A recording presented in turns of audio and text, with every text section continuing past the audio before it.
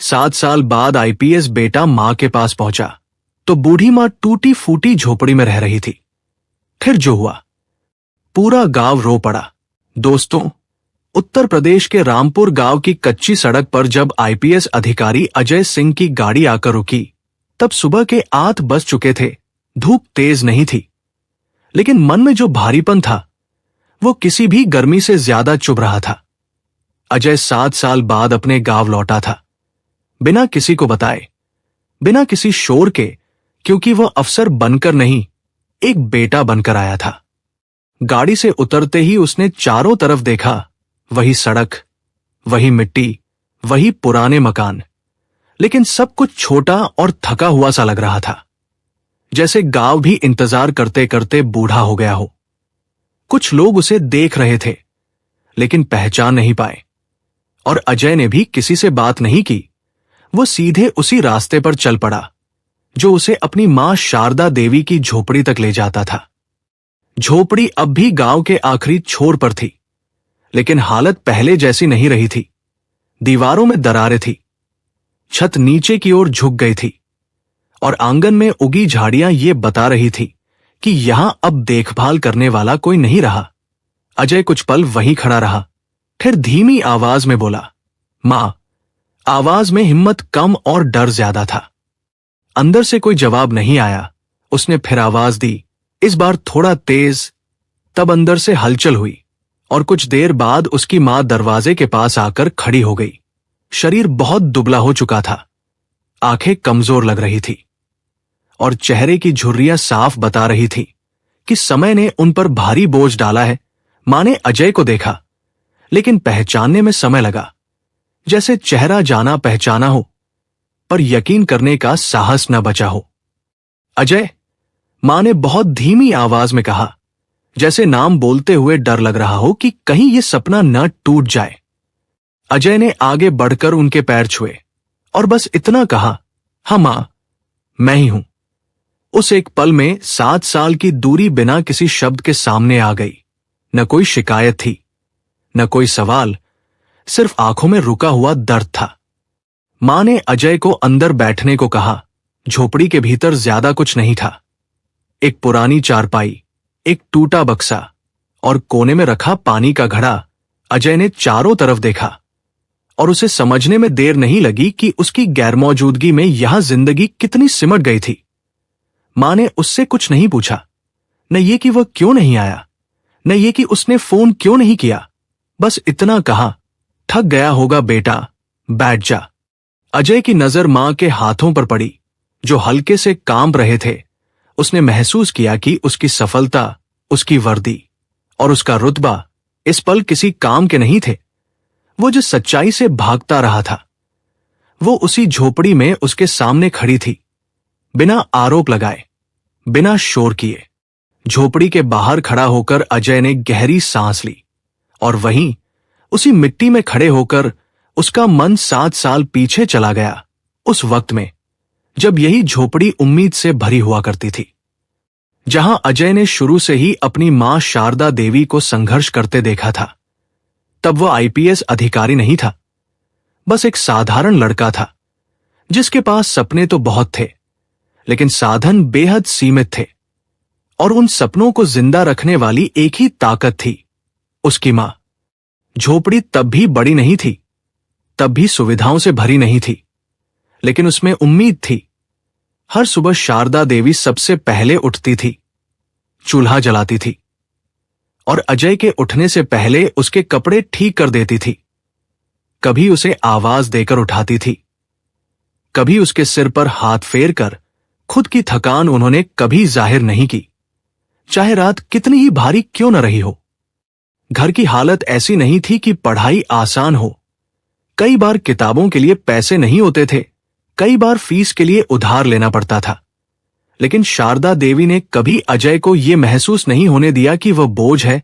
वो खेतों में काम करती थी, कभी दूसरों के घर बर्तन मांजती थी, कभी सिलाई कर लेती थी, और जो भी थोड़ा बहुत मिलता था उसे संभालकर अजय की पढ़ाई में लगा देती थी।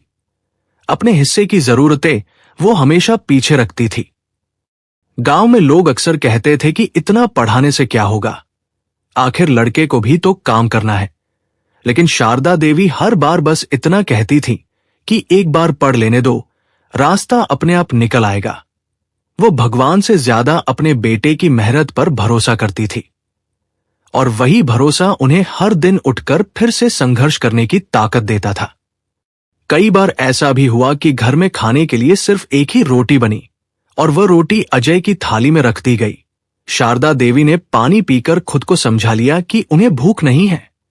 अजय उस उम्र में यह नहीं समझ पाता था कि मां अपनी भूख को भी बेटे की पढ़ाई के सामने छोटा मान लेती है। उसे बस इतना पता था कि उसे आगे बढ़ना है और एक दिन इस झोपड़ी को पीछे छोड़ना है। पढ़ाई में अजय तेज था, लेकिन राह आसान नहीं थी।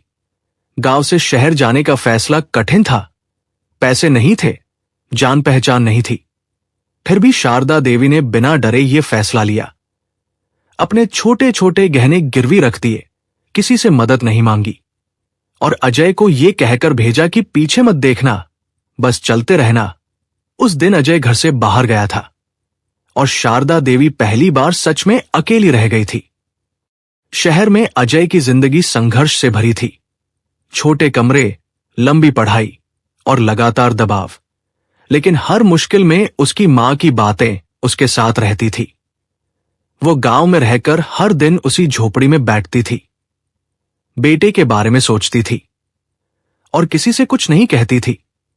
वो इंतजार करती थी उस दिन का जब बेटा कुछ बनकर लौटेगा और उनकी चुप मेहनत का मतलब समझ पाएगा। जब अजय के चयन की खबर गांव पहुंची तो लोगों ने खुशी जताई, मिठाई बांटी गई और नाम लिया गया। लेकिन शारदा देवी ने उस दिन भी कोई शोर नहीं किया। उन्होंने बस झोपड़ी के कोने में बैठकर भगवान को धन्यवाद कहा और मन ही मन इतना सोचा कि अब बेटे का रास्ता खुल गया है। उन्हें यह अंदाजा नहीं था कि उसी रास्ते पर चलते हुए बेटा उनसे कितना दूर चला जाएगा। यही वो समय था जब अजय की जिंदगी एक नई दिशा में बढ़ रही थी, और उसी के साथ बिना किसी शोर के मां और बेटे के बीच दूरी भी धीरे धीरे जगह बनाने लगी थी। शुरुआत में अजय की व्यस्तता समझ में आती थी। ट्रेनिंग के दिन थे, नए नियम थे, नई जिम्मेदारियां थी। फोन कभी कभी हो जाता था, बातें छोटी होती थी, लेकिन आवाज में अपनापन बना रहता था। शारदा देवी उसी में संतोष कर लेती थी। धीरे धीरे पोस्टिंग बदलती गई, शहर बदलते गए और अजय का दायरा बड़ा होता चला गया। मीटिंग, फाइलें, ऑपरेशन और फैसले, दिन और रात का फर्क मिटने लगा। फोन करने का मन होता भी था तो समय नहीं मिलता, और जब समय मिलता तब ये सोचकर रुक जाता कि बाद में कर लेंगे। लेकिन वह बाद में अक्सर नहीं आता था। मां शारदा देवी गांव में वही दिनचर्या जीती रही। फर्क बस इतना था कि अब शरीर पहले जैसा साथ नहीं देता था। काम करते करते थकान जल्दी हो जाती थी। फिर भी वह किसी से मदद नहीं मांगती थी। गांव में लोग उन्हें अब अजय सिंह की मां के नाम से जानते थे। इज्जत बढ़ गई थी, लेकिन घर पहले से ज्यादा खाली लगने लगा था। लोग पूछते थे, बेटा कब आएगा? और शारदा देवी हर बार यही कहती थी कि ड्यूटी बहुत रहती है, आ जाएगा। वो ये नहीं बताती थी कि महीनों से बात नहीं हुई, क्योंकि उन्हें लगता था कि बेटे का काम देश का काम है। अजय कभी कभी पैसे भेज देता था, बैंक से संदेश आ जाता था, पोस्ट ऑफिस से खबर मिल जाती थी, और शारदा देवी उन पैसों को संभाल कर रख देती थी। खर्च बहुत सोच समझ कर करती थी, क्योंकि उन्हें लगता था कि बेटा मेहनत से कमा रहा है, बेवजह खर्च करना ठीक नहीं। पैसे से जरूरतें तो पूरी हो जाती थी, लेकिन खालीपन वैसे का वैसा ही रहता था, जिसे न बैंक भर पाता था, न संदेश। समय के साथ शारदा देवी की तबीयत कमजोर होने लगी। घुटनों का दर्द बढ़ गया, आंखों की रोशनी कम होने लगी। लेकिन उन्होंने कभी अजय को यह सब नहीं बताया। जब कभी फोन पर बात होती भी थी तो वो बस यही पूछती थी कि खाना खा लिया या नहीं, काम ठीक चल रहा है या नहीं। अपनी तकलीफ को वो हर बार शब्दों से बाहर ही रखती थी। अजय को यह लगता था कि मां ठीक होंगी, गांव में है, सादा जीवन है, ज्यादा परेशानी क्या होगी। ये सोच उसे थोड़ी राहत देती थी। और वही सोच उसे और दूर ले जाती थी। उसे ये एहसास नहीं था कि अकेलापन धीरे धीरे बीमारी बन जाता है और चुप्पी सबसे भारी बोझ होती है। गांव में समय चलता रहा, त्योहार आते रहे और चले गए। शारदा देवी हर त्योहार पर झोपड़ी साफ करती थी, दीपक जलाती थी और मन ही मन यही सोचती थी कि शायद इस बार बेटा आए। लेकिन हर बार की तरह उम्मीद दरवाजे तक आकर लौट जाती थी और शारदा देवी उसे बिना शिकायत वापस भेज देती थी। अजय की जिंदगी आगे बढ़ती रही, नाम बढ़ता गया, जिम्मेदारियां और गहरी होती गई। लेकिन उसी के साथ वो झोपड़ी, वो मां और वो इंतजार, सब धीरे धीरे उसकी रोजमर्रा की सोच से बाहर होते चले गए, बिना किसी बुरे इरादे के, बस लापरवाही के साथ। और यही लापरवाही चुपचाप, बिना शोर किए, आने वाले समय की सबसे बड़ी कीमत तैयार कर रही थी। शारदा देवी की तबीयत अब पहले जैसी नहीं रही थी। सुबह उठते ही शरीर भारी लगने लगा था। घुटनों का दर्द अब टालने से नहीं टलता था। आंखों से साफ दिखना मुश्किल होने लगा था। फिर भी वह रोज की तरह उठती थी, चूल्हा जलाती थी और दिन को किसी तरह आगे बढ़ाती थी, क्योंकि आदतें आसानी से नहीं बदलती, खासकर तब जब उनके सहारे ही जिंदगी चल रही हो। गांव के लोगों ने यह बदलाव देखा था, लेकिन हर कोई अपनी अपनी जिंदगी में उलझा था। कोई कह देता था कि अब उम्र हो गई है, कोई सलाह दे देता था कि बेटे को बुला लो, और शारदा देवी हर बार मुस्कुराकर यही कहती थी कि ड्यूटी बहुत रहती है, फुर्सत मिलते ही आ जाएगा। वो किसी को ये नहीं बताती थी कि बेटे से बात भी अब कभी कभी ही होती है और कई बार तो महीनों निकल जाते हैं। सरकारी कागजों में उनका नाम था, योजनाओं में उनका हक था, लेकिन हक और हकीकत के बीच जो दूरी होती है, वही दूरी शारदा देवी की जिंदगी बन गई थी। राशन समय पर नहीं मिलता था, पेंशन के लिए चक्कर लगाने पड़ते थे और इलाज के नाम पर बस गांव के वैद्य की दवा ही सहारा थी। उन्होंने कभी किसी दफ्तर में जाकर शिकायत नहीं की, क्योंकि उन्हें लगता था कि झगड़ा करना उनके बस का काम नहीं, और वैसे भी बेटा अफसर है, उसकी बदनामी क्यों कराएं। अजय को इन बातों की पूरी खबर नहीं थी। कभी कभी उसे गांव से कोई छोटा सा संदेश मिल जाता था कि मां की तबीयत ठीक नहीं रहती, लेकिन वह इसे उम्र की बात समझकर टाल देता था। काम के बीच में वह सोचता था कि अगली छुट्टी में जरूर जाएगा, लेकिन अगली छुट्टी फिर किसी और काम में निकल जाती थी और यह सिलसिला चलता ही गया। एक दिन शारदा देवी झोपड़ी के बाहर बैठी थी, धूप लेने की कोशिश कर रही थी। तभी अचानक चक्कर आया, वो संभल नहीं पाई और वहीं बैठ गई। किसी ने देखा, पानी दिया। थोड़ी देर बाद वो उठ तो गई, लेकिन उस दिन के बाद उनका शरीर और कमजोर हो गया। फिर भी उन्होंने अजय को फोन नहीं किया। उन्हें लगा कि बेटे को परेशान करने से अच्छा है खुद ही सह लेना। झोपड़ी अब और खामोश रहने लगी थी। दिन लंबे लगने लगे थे, रातें और भी भारी। शारदा देवी कई बार चारपाई पर लेटे लेटे दरवाजे की तरफ देखती रहती थी, जैसे कोई आने वाला हो, लेकिन दरवाजा हर बार वैसे ही बंद रहता था और वह आंखें बंद करके खुद को समझा लेती थी। इसी बीच अजय की पोस्टिंग और ज्यादा संवेदनशील जगह पर हो गई। जिम्मेदारियां बढ़ गई, फैसले सख्त होने लगे और वह और ज्यादा समय में बंध गया। मां का ख्याल मन में आता भी था, तो वो खुद को यह कहकर शांत कर लेता था कि गांव में है, लोग हैं, कुछ न कुछ देख ही लेते होंगे। लेकिन सच ये था कि गांव देख रहा था, लोग देख रहे थे, पर जिम्मेदारी किसी की नहीं थी। और शारदा देवी की जिंदगी उसी इंतजार में धीरे धीरे सिमटती जा रही थी, जहां हर दिन एक सवाल बनकर आता था और बिना जवाब के चला जाता था। अब वह समय दूर नहीं था जब यह चुप्पी टूटने वाली थी और अजय को वो सब देखना था जिसे वह सालों से टालता आ रहा था। उसी बीच एक रात शारदा देवी की तबीयत अचानक ज्यादा बिगड़ गई।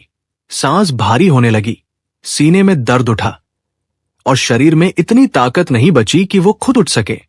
पड़ोस की एक महिला ने किसी तरह उन्हें संभाला, पानी पिलाया और गांव के डॉक्टर को बुलाया गया। डॉक्टर ने देखा और बस इतना कहा कि उम्र और कमजोरी दोनों साथ आ गए हैं अब ज्यादा ध्यान रखने की जरूरत है। अगले दिन किसी ने अजय को फोन किया। आवाज घबराई हुई थी, शब्द ठीक से नहीं निकल रहे थे। बस इतना कहा गया कि मां की तबीयत ठीक नहीं है। अजय उस समय एक मीटिंग में था। फोन काटने के बाद कुछ पल वो वहीं बैठा रहा। उसे समझ नहीं आ रहा था कि क्या छोड़े और क्या पकड़े। उसने खुद को समझाया कि शाम तक निकल जाएगा, लेकिन शाम होते होते एक और मामला सामने आ गया, और वही शाम रात में बदल गई। गांव में शारदा देवी चारपाई पर लेटी थी। आंखें आधी खुली थी, सांस गिन गिन कर चल रही थी। आसपास लोग थे, लेकिन असली इंतजार एक ही था। दरवाजे की तरफ बार बार नजर जा रही थी, जैसे मन अभी मानने को तैयार ना हो कि बेटा नहीं आएगा। किसी ने कहा कि अजय को फिर फोन कर लो, लेकिन शारदा देवी ने बहुत हल्की आवाज में मना कर दिया। उन्हें लगा कि बेटा आएगा तो अपने आप आएगा। अजय अगली सुबह निकला। इस बार बिना किसी देरी के। रास्ते भर उसके मन में एक ही बात घूमती रही कि वह पहले क्यों नहीं आया, क्यों हर बार बाद में का सहारा लिया। गाड़ी तेज चल रही थी, लेकिन मन उससे भी तेज भाग रहा था। उसे लग रहा था कि अगर वो थोड़ा पहले निकल जाता तो शायद कुछ बदल सकता था। जब वो रामपुर पहुंचा तब दोपहर हो चुकी थी। झोपड़ी के बाहर कुछ लोग खड़े थे। आवाजें धीमी थी, माहौल भारी था। अजय गाड़ी से उतरा और तेजी से अंदर गया, लेकिन चारपाई पर शारदा देवी शांत पड़ी थी। वो मां के पास गया, बातें की हाल चाल पूछा, और कुछ ही देर बाद बीमार मां की तबीयत अचानक तेजी से बिगड़ने लगी। शायद बेटे से मिलने की खुशी में, शायद मिलने के लिए वो बस जैसे इंतजार कर रही थी। अजय मां के और करीब बैठ गया। वो कुछ बोल समझ नहीं पा रहा था। उसने मां का हाथ पकड़ा, वो हाथ जो कभी उसका सहारा रहा था। धीरे धीरे ठंडा हो रहा था, और देखते ही देखते मां की सांसें थम गई। वो फूट फूट कर रो पड़ा। उस पल उसकी वर्दी, उसका पद और उसकी पहचान सब अर्थहीन लग रहे थे। वो बस एक बेटा था जो देर से पहुंचा था। अंतिम संस्कार की तैयारी हुई। गांव इकट्ठा हुआ। लोग चुप थे। कोई दिलासा देने की कोशिश नहीं कर रहा था, क्योंकि शब्दों की कोई जगह नहीं बची थी। जब चिता जली, अजय की आंखें सूखी थी, लेकिन अंदर कुछ टूट चुका था। उसे समझ आ गया था कि कुछ बातें समय पर न हों तो फिर कभी पूरी नहीं होती। शाम को जब सब लोग चले गए, अजय झोपड़ी के बाहर अकेला बैठा रहा। वही झोपड़ी जो उसकी शुरुआत थी, और अब उसका सबसे बड़ा पछतावा बन चुकी थी। उसने चारों तरफ देखा, और पहली बार उसने सिर्फ अपनी मां को नहीं, बल्कि गांव की कई ऐसी महिलाओं को देखा जो इसी तरह अकेली थी, कमजोर थी और इंतजार में थी। उसी सन्नाटे में, बिना किसी बड़े शब्द के, अजय के भीतर कुछ बदल गया। यह बदलाव गुस्से का नहीं था, बल्कि जिम्मेदारी का था। उसे समझ आ गया था कि जो वो अपनी मां के लिए नहीं कर सका, वो अब दूसरों की मांओं के लिए कर सकता है। और शायद यही एक रास्ता था जिससे वो खुद से नजर मिला सके। अगली सुबह अजय बहुत जल्दी उठ गया। ये पहली सुबह थी जब झोपड़ी में कोई आवाज नहीं थी, न चूल्हे की, न किसी के चलने की। वो बाहर निकला, गांव की सड़क पर चला, और पहली बार उसने रामपुर को ध्यान से देखा। ऐसे नहीं जैसे कोई लौट कर देखने आता है, बल्कि ऐसे जैसे कोई जिम्मेदारी लेने आया हो। वो सीधे पंचायत भवन पहुंचा, बिना पहचान बताए, बिना किसी रौब के। वहां रखी फाइलें देखी। बुजुर्गों और विधवाओं से जुड़ी योजनाओं के कागज, राशन की सूची, पेंशन के नाम, सब कुछ लिखा था। लेकिन जमीन पर जो दिख रहा था वो इन कागजों से मेल नहीं खाता था। अजय ने सवाल किए, साधारण सवाल, जवाब गोल थे, और उसी गोलाई में असल समस्या छुपी हुई थी। उसने उसी दिन तहसील कार्यालय का चक्कर लगाया। कोई शिकायत नहीं, कोई धमकी नहीं, बस प्रक्रिया समझी। क्या करना पड़ता है, कहां आवेदन होता है, और कहां से चीजें अटकती हैं। पहली बार उसे समझ आया कि सिस्टम सिर्फ बुरा नहीं होता, वो अक्सर बिना देखरेख के सड़ जाता है। शाम तक उसने एक कागज तैयार किया। नाम नहीं, पद नहीं, बस योजना। गांव में एक छोटी सी जगह, जहां बुजुर्ग और बेसहारा महिलाओं को रहने की छत मिले, समय पर खाना मिले और इलाज के लिए भटकना न पड़े। ये कोई संस्था नहीं थी अभी, बस एक खाका था। लेकिन उसी खाके में उसकी दिशा साफ थी। अगले कुछ दिनों में उसने 2 भरोसेमंद लोगों को जोड़ा, एक गांव का शिक्षक और एक सेवानिवृत्त नर्स। दोनों ने बिना सवाल किए हामी भर दी, क्योंकि उन्होंने बहुत कुछ अपनी आंखों से देखा था। काम छोटा था, लेकिन साफ था, और पहली बार अजय को लगा कि वो किसी निर्णय से भाग नहीं रहा है। उसने उसी झोपड़ी को चुना, उसे तोड़ने के लिए नहीं, बल्कि मजबूत करने के लिए, क्योंकि वह जगह सिर्फ दीवारें नहीं थी, वो याद थी, सीख थी और चेतावनी भी। उसने तय किया कि शुरुआत यहीं से होगी, धीरे, कानूनी तरीके से और बिना किसी प्रचार के। अब अजय का हर दिन तय था, सुबह दफ्तरों के चक्कर, दोपहर में गांव की जरूरतें समझना और शाम को उस खाके को थोड़ा थोड़ा आकार देना। यह काम थकाने वाला था, लेकिन इस थकान में उसे पहली बार सुकून महसूस हो रहा था, क्योंकि यह थकान किसी पद के लिए नहीं, किसी मतलब के लिए थी। उसने ये तय कर लिया था कि जो वह समय पर नहीं कर पाया, उसका बोझ अब शब्दों से हल्का नहीं किया जाएगा, उसे काम में बदला जाएगा। और यही काम आगे चलकर उसकी मां के नाम की पहचान बनेगा, बिना शोर के, बिना देरी के। कुछ ही दिन बाद काम धीरे धीरे आकार लेने लगा, बिना किसी शोर के, बिना किसी प्रचार के। गांव रामपुर में लोग बस इतना देख रहे थे कि पुरानी झोपड़ी की दीवारें अब और मजबूत हो रही हैं, छत बदली जा रही है और अंदर एक ऐसी जगह बन रही है जहां डर नहीं, बल्कि भरोसा महसूस होता है। अजय ने किसी को यह नहीं बताया कि वह क्या बना रहा है। उसने सिर्फ इतना कहा कि यह उन महिलाओं के लिए है जिन्हें अब किसी के इंतजार में नहीं रहना चाहिए। कुछ हफ्तों बाद जरूरी कागज पूरे हुए, ट्रस्ट का पंजीकरण हुआ और नाम तय किया गया, शारदा देवी सेवा ट्रस्ट।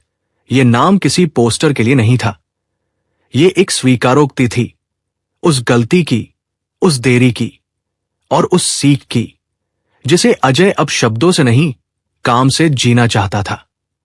पहली महिला जो वहां रहने आई उम्र से झुकी हुई थी, आंखों में डर था, हाथ कांपते थे।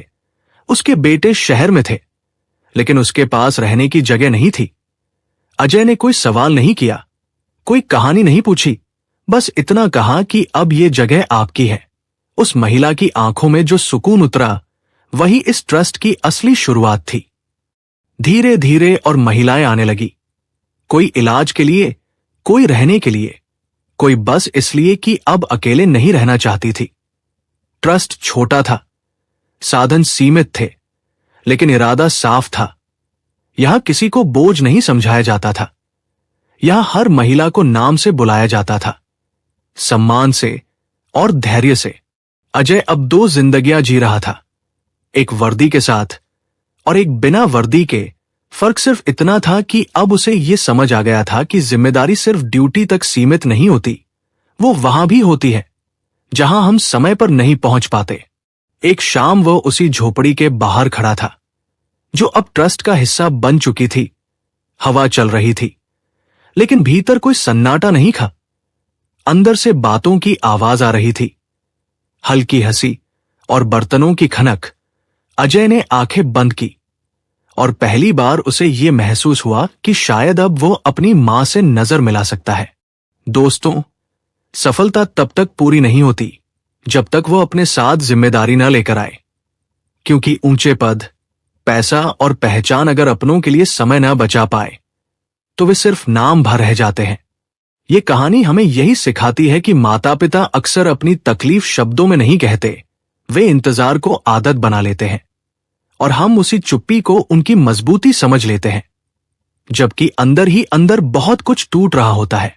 अब सवाल आपसे है, क्या आप भी ये मानकर आगे बढ़ रहे हैं कि बाद में समय निकाल लेंगे, बाद में मिल लेंगे, बाद में सब ठीक कर लेंगे, या आज ही किसी अपने से बात करना ज्यादा जरूरी है? क्या आपके आसपास भी कोई मां, कोई बुजुर्ग महिला, कोई ऐसा इंसान है जो चुपचाप सिर्फ किसी के आने का इंतजार कर रहा है? अगर जवाब हाँ है, तो आज ही रुकिए, एक फोन कीजिए, मिलने जाइए हाल पूछिए, क्योंकि कई बार छोटी सी मौजूदगी किसी की पूरी दुनिया बदल देती है। और अगर आप सच में कुछ बदलना चाहते हैं तो इस कहानी को सिर्फ सुनकर मत छोड़िए, इसे आगे बढ़ाइए, किसी और तक पहुंचाइए, ताकि कोई और अजय देर से न पहुंचे और कोई और शारदा देवी इंतजार में न टूटे। और अगर ये कहानी आपको कहीं भीतर छू गई हो तो इस वीडियो को लाइक कीजिए, चैनल स्टोरी बाय बीके को सब्सक्राइब जरूर कीजिए। मिलते हैं अगले वीडियो में, तब तक खुश रहिए, माँ बाप की कद्र कीजिए, उनकी सेवा करके अपने कर्तव्य को निभाइए और उनके साथ हर पल को यादगार बनाइए। जय हिंद, जय भारत।